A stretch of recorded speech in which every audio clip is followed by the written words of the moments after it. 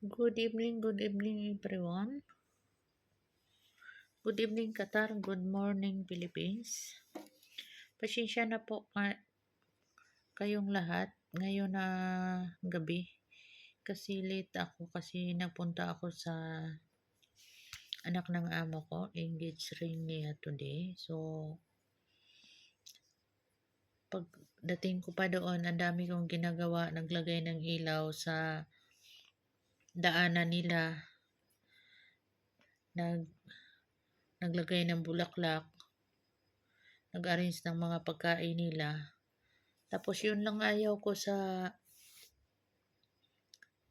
aswang kasi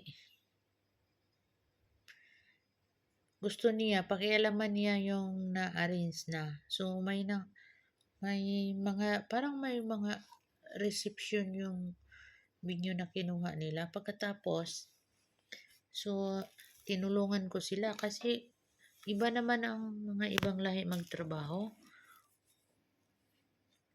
Hindi yung parang tiningnan mo hindi focus sila kasi lagi lang nag-uusap sa kilos nila, mahinhin sa kilos. So tinulungan ko. Gusto sa babae, sabi ko sa na naglagay, sabi ko, hindi may lagayan kami ganito, iba ang lagayan dito. Hindi ganito. So ininsulto ako sa di ko alam kung taga-reception ba to. Sabi niya na kinsa ka na diktahan mo kami.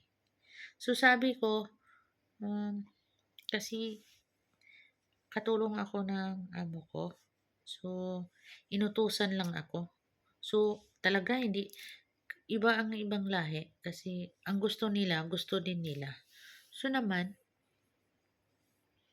parang nagsawa ako na naasar ako. So iniwan ko sila. Kasi nalagay ko na, inulit nila, ilipat-lipat nila kahit saan. So naman, pagpasok ko sa loob, sabi naman sa aswang na, amo ko na, hindi pa daw tapos, ipalipat niya ang nalagay sa lamesa. Sabi ko, tapos na. Ayaw nila ipalipat. Wala akong karapatan na ako ang magdesisyon doon. Anak mo yan ang ikakasal.